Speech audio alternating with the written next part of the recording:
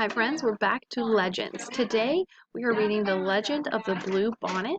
It's an old tale of Texas, retold and illustrated by Tommy DiPaolo.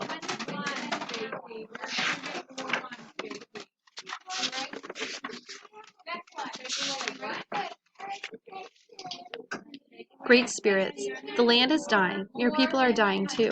The long line of dancers sang. Tell us what we have done to anger you. End this drought. Save your people. Tell us what we must do so you will send the rain that will bring back life. For 3 days the dancers danced to the sound of the drums, and for 3 days the people called Comanche, watched and waited. And even though the hard winter was over, no healing rains came. Drought and famine are hardest on the very young and the very old. Among the few children left was a small girl named She Who Is Alone. She sat by herself watching the dancers. In her lap was a doll made from buckskin, a warrior doll. The eyes, nose, and mouth were painted on with the juice of berries. It wore beaded leggings and a belt of polished bone. On its head were brilliant blue feathers from the bird who cries, Jay, Jay, Jay. She loved her doll very much.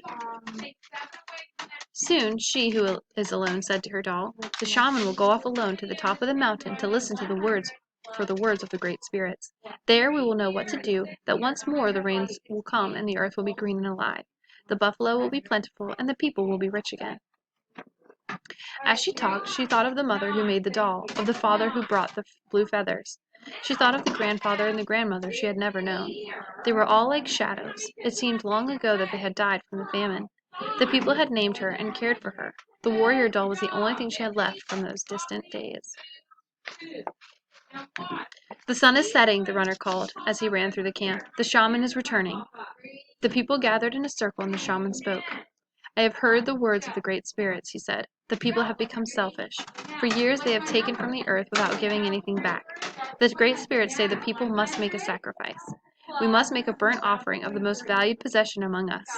The ashes of this offering shall then be scattered to the 4 points of the earth, the home of the winds. When this sacrifice is made, drought and famine will cease. Life will be restored to the earth and to the people. The people sang a song of thanks to the great spirits for telling them what they must do. I'm sure it is not my new bow that the great spirits want, a warrior said, or my special blanket, a woman added, as everyone went to their teepees to talk and think over what the great spirits had asked. Everyone, that is, except She Who Was Alone. She held her doll tightly to her heart. You, she said, looking at the doll, you are my most valued possession. It is you the great spirits want, and she knew what she must do. As the council fires died out and the teepee flaps began to close, the small girl returned to the teepee where she slept, to wait. The night outside was still except for the distant sound of the night bird with the red wings. Soon everyone in the teepees was asleep except She Who Was Alone. Under the ashes of the teepee fire, one stick still glowed. She took it and quietly crept out into the night. She ran to the place on the hill where the great spirits had spoken to the shaman. Stars filled the sky, but there was no moon. Oh, great spirits, She Who Was Alone said, here is my warrior doll. It is the only thing I have from my family who died in this famine. It is my most valued possession. Please accept it. Then, gathering twigs, she started a fire with the glowing fire stick.